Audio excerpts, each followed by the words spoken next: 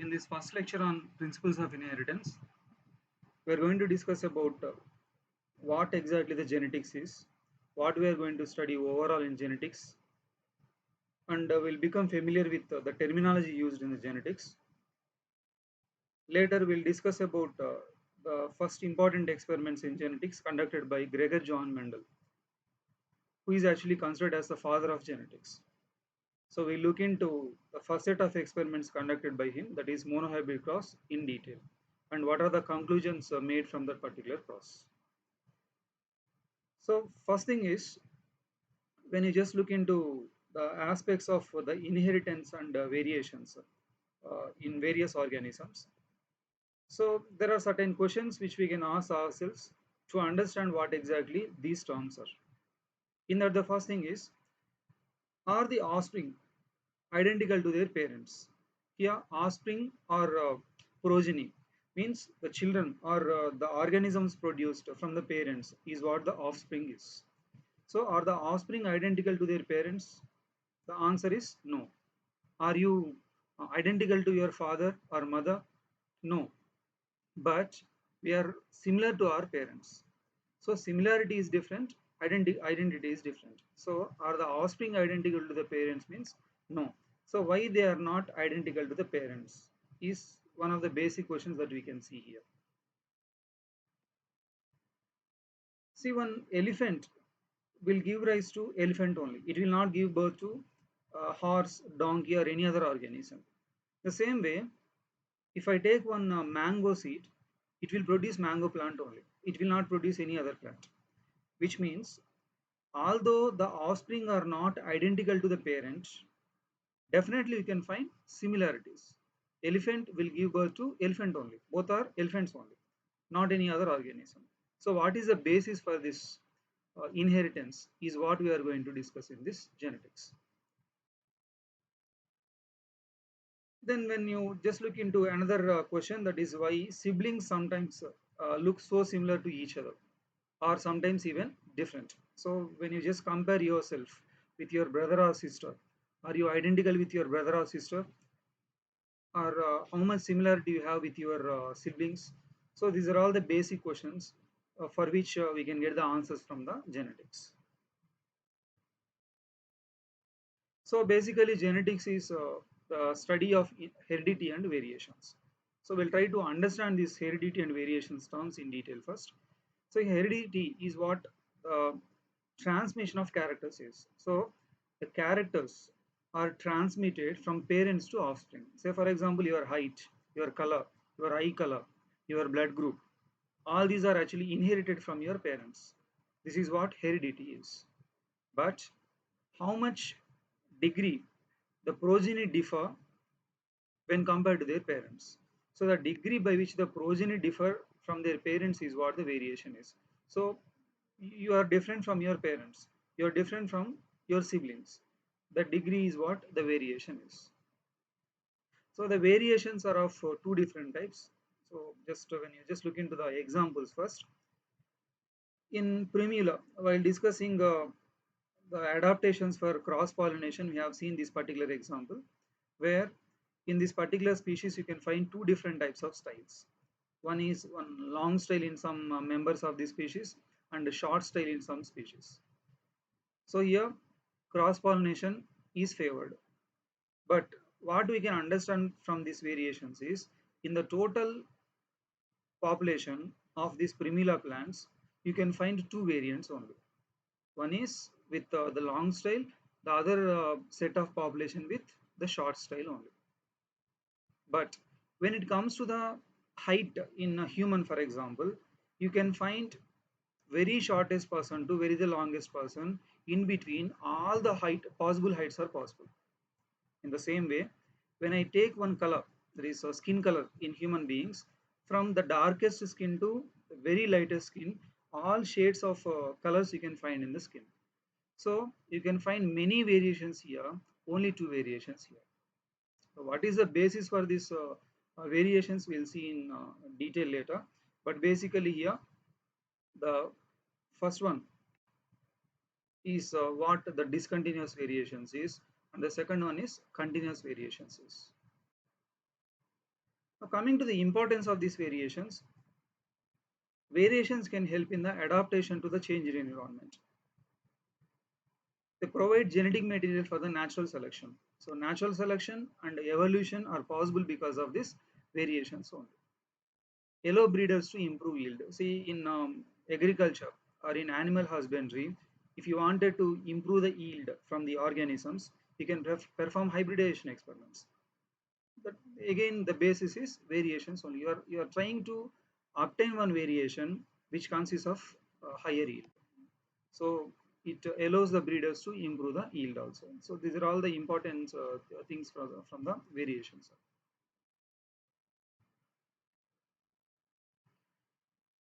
Now there are different subdisciplines under genetics. Now we'll study those things one by one separately later. Basically, the transmission or classical genetics is about the study of transmission of characters from parents to offspring. So here we don't look into any other aspect, not in detail. Simply what we'll see is how the character is passed from the parents to offspring. This is what studied in the classical genetics is. Say here you can see one example. When you just look into the human population, if you just observe the earlobes in your surroundings, you can find two different variations. Some people may have the free earlobe like this, or some may have the attached earlobe like this. So how this earlobe is passed from the parents to offspring, what is the basis for this is what studied in the classical genetics. When it comes to the molecular genetics, we'll see uh, the basis for this transmission at the molecular level. So structure and function of a gene at molecular level is what the molecular genetics is. So here, what is simply gene in the case of classical genetics is actually the nucleotide sequence at the molecular level. So how this is going to determine the character is actually studied in the molecular genetics. And in population genetics, we'll study the heredity in groups of individuals. So let us consider one simple example here. If you take your classroom, for example, you can find the individuals with the A negative, AB negative, A positive, or maybe B negative, B positive, O negative. Like this, you can find lot of variation in the blood groups. So how this heredity of blood group is there in this population, we'll study in the population genetics. So we are studying the inheritance of the characters at the population level is what population genetics is. Uh, Coming to the quantitative genetics, here there are certain characters which are actually determined by many genes. So just now we have seen the human height. This kind of variation is possible because here the height is actually determined by many genes. The same way skin color also. So such kind of characters or traits will be studied in the quantitative genetics. So our first part of our discussion is Mendelism, that is Mendel's contribution in genetics. So before going into understanding of Mendel's experiments, we'll just look into what uh, actually Mendel was and what was his profession and what kind of experiments that he has conducted first. So yeah, basically he studied botany, physics and mathematics at University of Vienna. He entered a monastery. He joined as a monk in one monastery in Austria. He has conducted experiments from 1856 to 1863. So that is about 7 years. He has conducted experiments on garden pea plant. And he has studied inheritance of 7 pairs of contrasting traits. So what these 7 pairs of contrasting traits we'll see now. He has published his results in one publication called The Proceedings of Brunn, Society of Natural History, and the title of his paper was Experiments on Plant Hybrids. Before Mendel also, there were so many scientists conducted experiments to understand the genetics process, that is inheritance patterns. But Mendel is the one who could conclude, who could come to some kind of conclusions and propose certain laws in genetics. The reason why Mendel was successful, why the scientists before him were not successful, if you just look into that, important reason is he learnt mathematics. So he knows statistics. He has applied these mathematics and statistics methods in understanding the data. So how this can be applied, we will see in detail. And he has maintained the quantitative data. Say for example, when he is working on the garden pea plant, say he has obtained some 1,000 plants. So in the 1,000 plants, which character is present in how many plants? So such kind of quantitative data completely he maintained. Next thing is you used large samples. So sample size is large for him. Pairs of contrasting characters present on separate chromosomes. So this thing he don't know, but later we came to know that whatever the contrasting pairs that he has studied, contrasting characters that he has studied, they were present on separate chromosomes only. So we'll see this particular aspect once we finish the discussion on dihybrid cross. Selected pure breed lines. So whatever the experiments he has started, he always started with the pure breeds only. See, just to understand this particular aspect, the importance of large sample, we'll just look into one simple example. You take one couple and say they are having continuously some three female children only. Does it mean that the male parent is not having a Y chromosome? The reason is the answer is no. So what is the reason why they are having only female children means? So we know the basis for this sex determination in human beings. So female will be XX and the male will be XY. So from this, when Y combined with one of these X, then only the male child will be produced. So the probability of getting male child or female child in every pregnancy is 1 by 2 only. So by chance, they were not having male child. So does it mean that this couple, this particular male parent is not having a Y chromosome at all? So the answer is no. So when you can see that this male parent is this particular couple can have a male child means, so when you take when they have for example 10 children, there may be the possibility of this Y chromosome can be present in few of these individuals. Like this, to understand the inheritance pattern, we need a very large sample size. So this particular aspect we'll see in all the experiments that we are going to discuss in detail. Next, the reasons why he has chosen pea plant, why not mango plant, why not any other plant means, first and very important thing is the pea plant is annual plant. So you need not to wait for many years for these organisms to grow and reproduce and produce the characters which you are looking for. So this is first important thing is. Next thing is has clear contrasting characters. So for example, when he has taken one tall plant and a dwarf plant, that is with respect to stem length, he is having only two different traits only. So clear contrasting traits are there. There is no intermediate height here. As this pea plant is bisexual plant and no adaptations for cross pollination, here you can see you can perform self fertilization as well as cross fertilization. So depending on the kind of experiment you are performing, you may have to perform self hybridization or cross fertilization. So both can be possible because of this. Next, flowers are large, therefore it is possible to perform emasculation and pollination. So what is emasculation, we'll see. So pollination also can be performed because of larger flowers.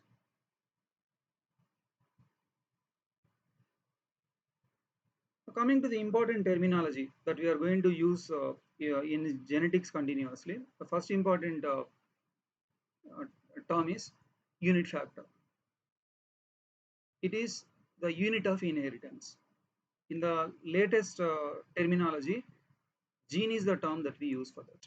So gene or unit factor is what the unit of inheritance is. This is also called a determinant. Next, coming to the allele, when you take a particular unit factor or one gene, each gene is having alternative forms. So the alternative forms of a gene are called alleles. Say for example, same stem length only when you just look into that. For stem length, that particular character, there are two different alleles, capital T, small t. Capital T is responsible for tallness, small t is responsible for dwarfness. So these two are alleles. And they are present on the same locus in two homologous chromosomes.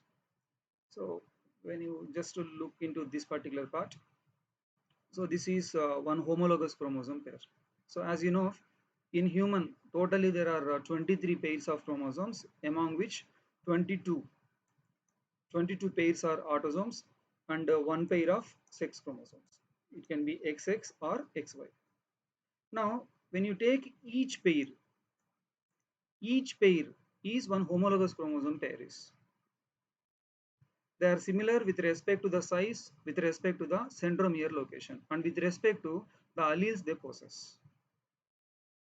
So among these, when you just look into one particular pair, in this homologous chromosome pair, one chromosome we obtain from father, the other one will obtain from the mother. That is, one chromosome will be paternal, the other chromosome will be maternal. So like this, in this pair, one is from father, the other one is from the mother. The same way from this also. Like this, 23 chromosomes.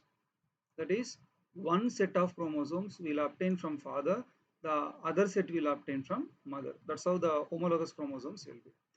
Now these alleles will be definitely present on the similar location. This is called one locus. This is the locus is. So when capital T, one allele is present here, in the corresponding locus on the homologous chromosome, another allele can be present. That other allele can be of same type or different type, but definitely the alleles will be present on the same locus only.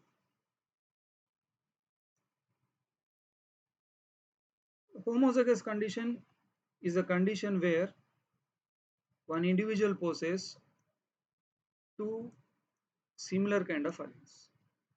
Either it can be capital T or small t like this. This kind of condition is called homozygous condition. Next, why when we are considering one individual, we have to write two alleles. Why not single allele? Means the answer is here. So when you just look into one individual, as there are homologous chromosome pairs, when one allele is present here, the other allele will be present here. Means definitely one individual will possess two alleles. They are of same type or different type. It doesn't matter, but definitely they'll possess two alleles. But when it comes to the gamete, as we know, only one set of chromosomes are there. That is only one of this pair, one of this pair, one of this pair. Like this, the chromosomes will be. Therefore, the gametes will possess only one allele. Like this. So, when we are talking about the homozygous or heterozygous condition, we are talking about the individual. So, the individual can have two similar kind of alleles on the homologous chromosomes like this. This condition is called homozygous condition. And when they possess two different types of alleles on the homologous chromosomes, then that condition is called heterozygous condition. Homozygous condition is also called a pure line because when I take for example capital T, the homozygous condition, when I perform selfing in that, self hybridization in that, in the next generation always I'll get only tall plants only, that is capital T only. There is no other possibility. That's why this is called pure line or pure breeding plant.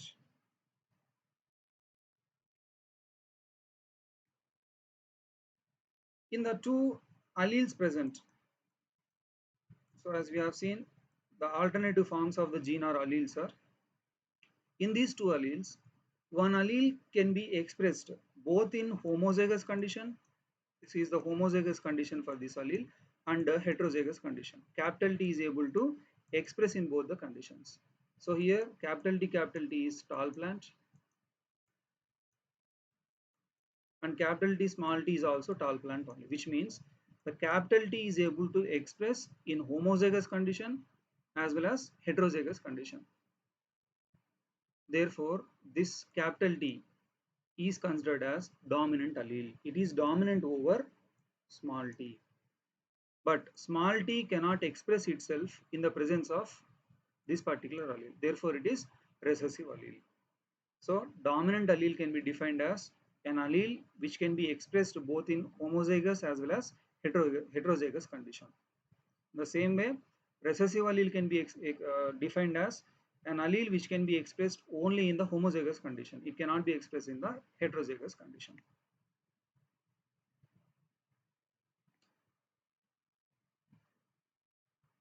When you just look into this capital T, small t, so this one refers to the genetic constitution, what kind of alleles the organisms possess.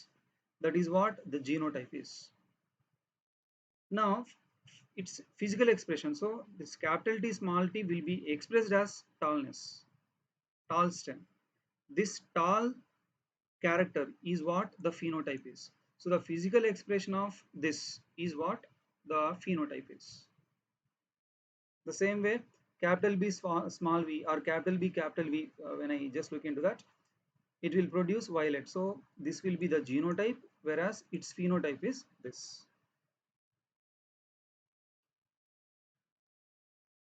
In this cross, I have taken P, some P organism as male and Q as female. Say both are bisexual only. So this particular species is bisexual species only. In one cross, I am considering P, organism P as male, Q as female. That is, I am collecting pollen grain from this in plant and transferring onto the stigma of this. So here it is male, this one is female. Now in the other cross, I can consider P as the female and Q as the male because they are actually bisexual plants. Now this cross and this cross are reciprocal crosses. That is, this cross is reciprocal to this particular cross. Next to the genome is the complete set of chromosomes found in each nucleus of given species. So for example, when you take human beings, when I take one haploid set of chromosomes, that is 23 chromosomes. So all the human beings will possess a similar kind of genes only on all these 23 chromosomes. That is what one single genome is. There may be differences in the kinds of genes they possess, that is alleles they possess, but the types of genes will be same only. So a single genome is present in haploid cell. So this is what one genome is. But when I take complete population and if I collect the all possible types of genes present in that population, then it will become one gene pool.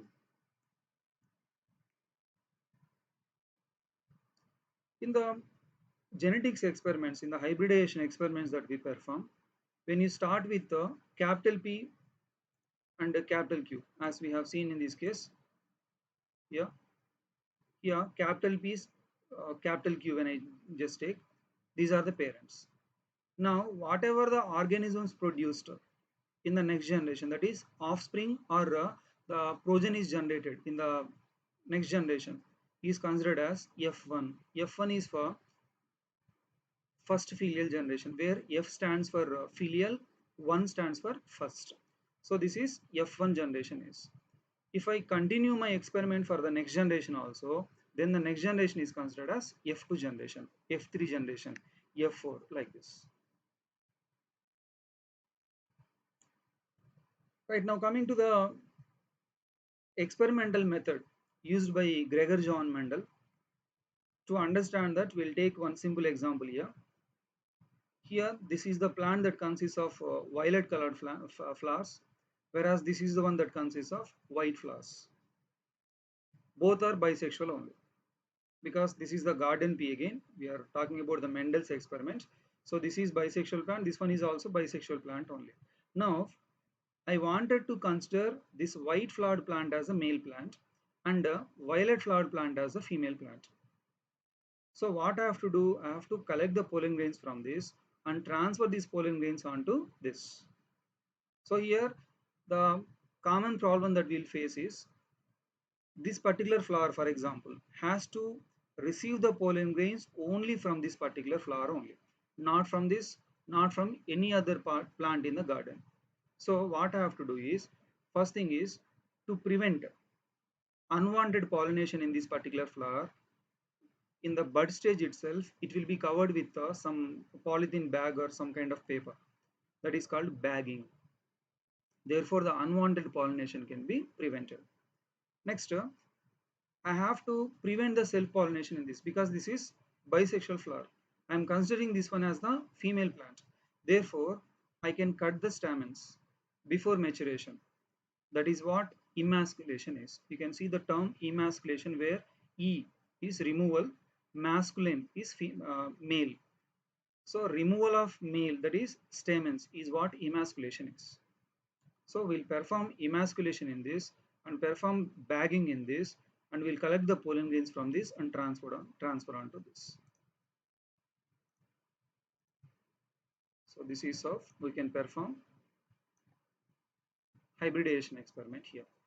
So this is what the important technique that was used by Gregor John Mendel while conducting his experiments on garden pea plant. Now the characters that he has studied totally, he has studied totally 7 pairs of traits. So when you just look into the difference between the character and the trait here, so seed shape is a character, it is having 2 different traits. One is round, the other one is wrinkled with respect to seed shape. The same way seed color is a character in which there are 2 different traits, yellow, green. With respect to flower color, violet, white. With respect to pod shape, full, constricted. Pod color, green, yellow. Flower position, axial, terminal, and stem length, tall and dwarf. So here the dominant and recessive traits are also mentioned. These are all the dominant traits and these are the recessive traits. So Mendel has studied totally 7 pairs of contrasting traits.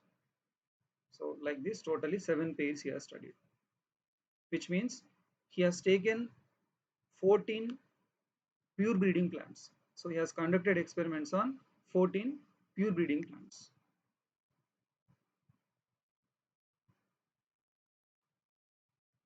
The kinds of experiments Mendel performed are monohybrid cross and dihybrid cross mainly. The differences of this monohybrid and dihybrid crosses, when you just look into that, monohybrid cross is the cross where a single character is considered. Say for example, when I take one tall garden pea plant crossed with a dwarf pea plant, that is monohybrid crosses. See, when I'm crossing tall plant with a dwarf plant, whether this plant consists of seeds, whether this plant consists of flowers, whether this plants consists of pods, means yes. But when I am performing this particular experiment, I am ignoring the other characters. So by considering only one character, if you perform the experiment, then that is monohybrid process.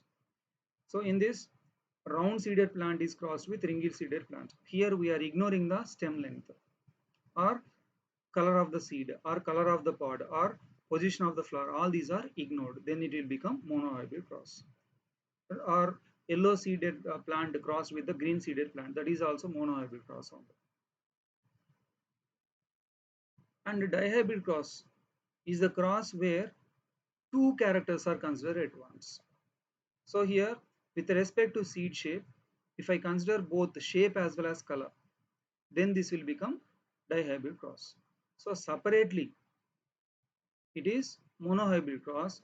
When these two together, when I consider the 2 characters together, if I consider, then it will become dihybrid cross. The same way, tall plant with the round seeds crossed with the dwarf plant with wrinkle seeds. Tall plant with axial flowers crossed with the dwarf plant with terminal flowers. So all these are the dihybrid crosses only. So just to try to write some trihybrid crosses by using the 7 pairs of contrasting traits that Mendel has studied. Now coming to the actual experiments that Mendel has conducted on the garden pea. So here we'll take one example, that is stem length. So what he has done is he has taken two pure breeding plants and pure breeding tall plants crossed with the pure breeding dwarf plants. So as I told you, pure breeding means it will produce only tall plants upon selfing. The same way this one will produce only dwarf plants upon selfing, because both are homozygous at the genetic level when I consider. So he has taken pure breeding tall plant crossed with the pure breeding dwarf plant. And in the F1 generation, that is in the first filial generation, he has obtained all tall plants only, no dwarf plant at all. Then he has performed self hybridization. So here this and this is same only. So he has performed selfing between these two, that is self hybridization between these two, that is among these plants. Then what he obtained is he has obtained 787 tall plants and 277 dwarf plants in the next generation.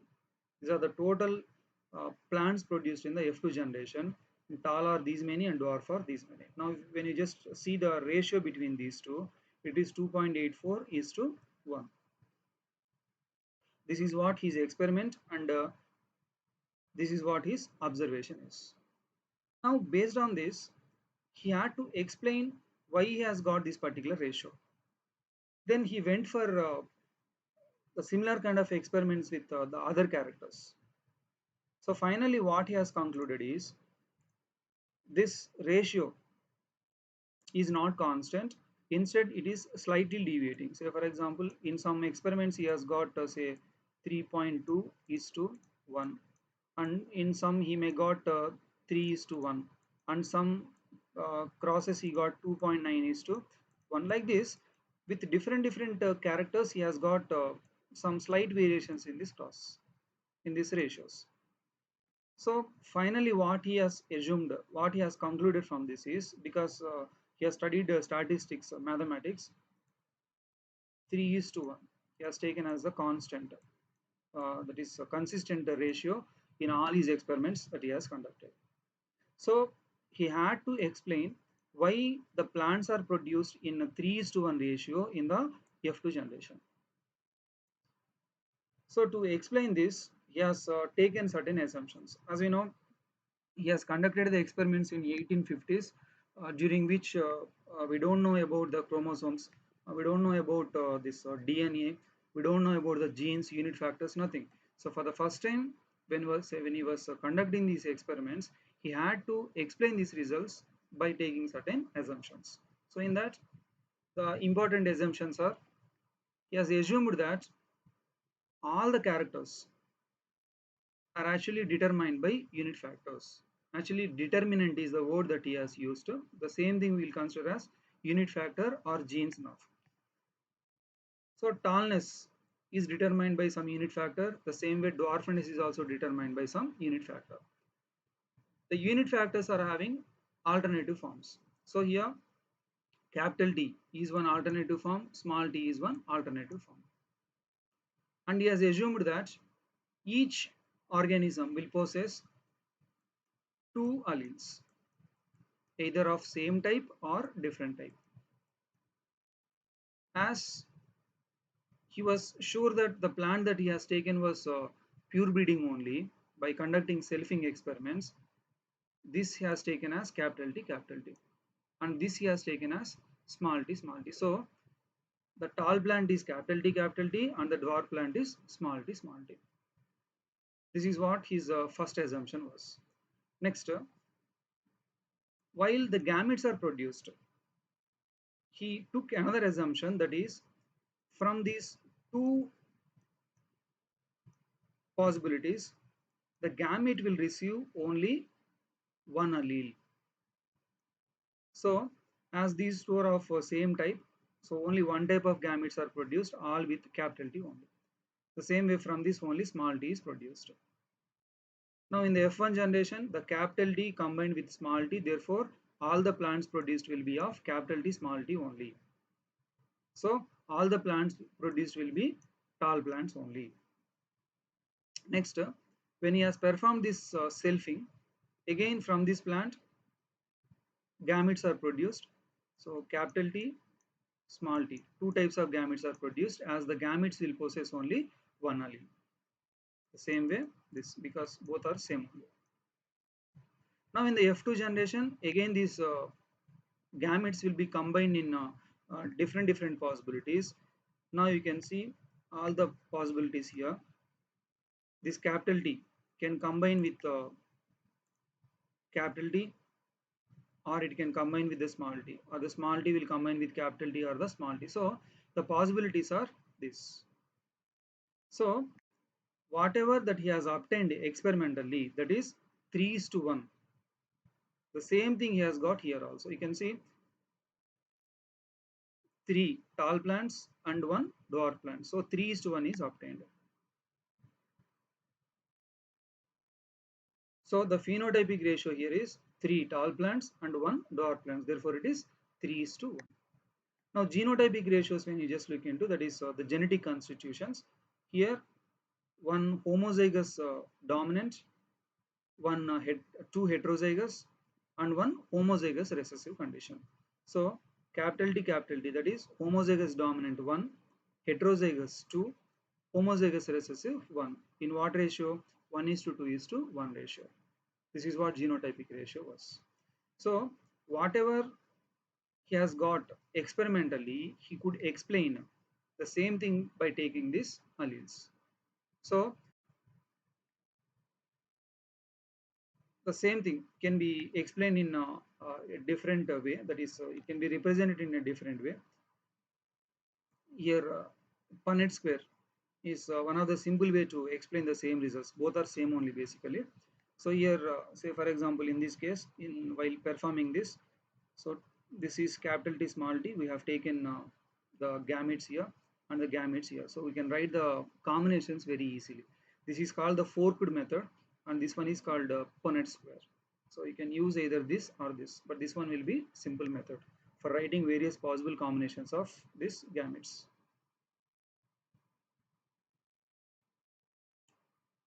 Here one of the important problem that Mendel faced was, when you just go back into this experiment, see, genotype is not something which you can see externally. I cannot tell. So when I just give you one tall plant, if I give simply one tall plant to you, you cannot tell whether it is homozygous dominant or heterozygous, because tall is having two possible genotypes. But when I give you one dwarf plant, it will be definitely homozygous recessive only, small t only. So if I have one tall plant with unknown genotype, how can I find out the genotype of this particular plant? This can be possible, which this can be found by using one important cross called test cross. So in test cross, so before going into the test cross, as we have seen, the tallness, that is tall plant can have two different possibilities. Let us take the first case. Just assume that this particular tall plant is homozygous. So if it is homozygous, what you'll get, if you just try to write this, you'll get all the tall plants in the next generation. So what I have taken is, I have taken one unknown plant with unknown genotype and crossed that with homozygous recessive plant. Homozygous recessive plant. So you can see homozygous recessive plant and two gametes, both are of same type. Here also both are of same type. So in the next generation I will be getting only one possibility, that is capital T small t, that is all the plants produced in the next generation will be tall only. But if this particular plant is heterozygous, then you can get capital T small t and small t. Two different possibilities are there. In what ratio? 1 is to 1 ratio. This is tall plant and this one is dwarf plant. See, you cannot see again the genotype here, but when you cross this tall plant with dwarf plant, and if you obtain all tall plants, you can conclude this one as homozygous plant. And if you get tall and dwarf plants in 1 is to 1 ratio, you can conclude this one as heterozygous plant. So I can find out the genotype, unknown genotype, by performing this particular cross. This is called test cross. So I can define the test cross as the cross between the organism with the unknown genotype with the homozygous recessive organism is what the test cross is. And the test cross ratio is 1 is to 1. So which you can get like this. This is called test cross ratio. So in test cross, both phenotypic and genotypic ratios will be same only. You can see genotypic ratio 1 is to 1. This tall is capital T small t and dwarf is small t, which means the genotypes are also produced in 1 is to 1 ratio. And finally, Mendel has given certain conclusions. He has proposed certain laws based on the monohybrid cross that he performed in the garden pea. So in that first and very important law is law of dominance. So according to this law, first thing is the characters are controlled by discrete units called factors. So we have seen these factors are genes. Actually will determine the characters. Factors occur in pair and these pairs are called alleles. In a dissimilar pair, that is, for example, capital T small t is dissimilar pair of factors. One member of the pair dominates the other, that is capital T here dominates the small t. This is what law of dominance is. Next,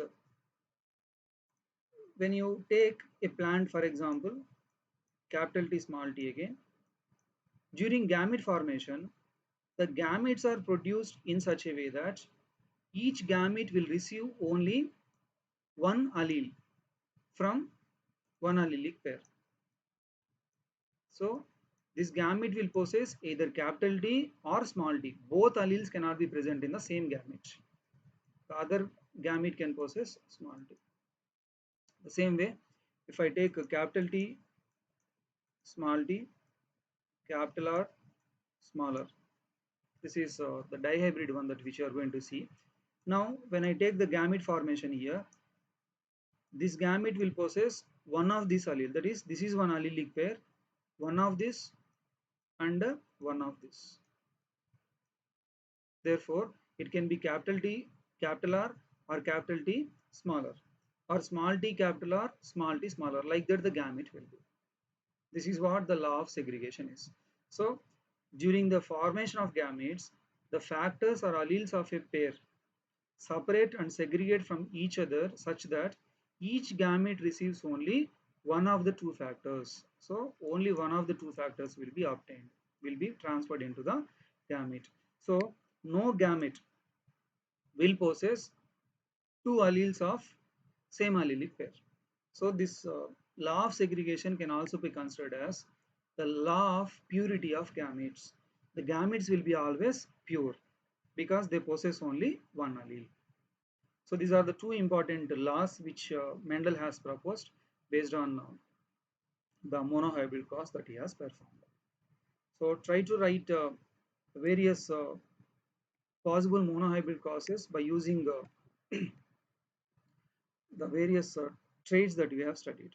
So we have seen Mendel has used the characters with respect to flower color, flower position, seed color, or maybe seed shape. So you can write different possible monohybrid crosses and test crosses with different characters.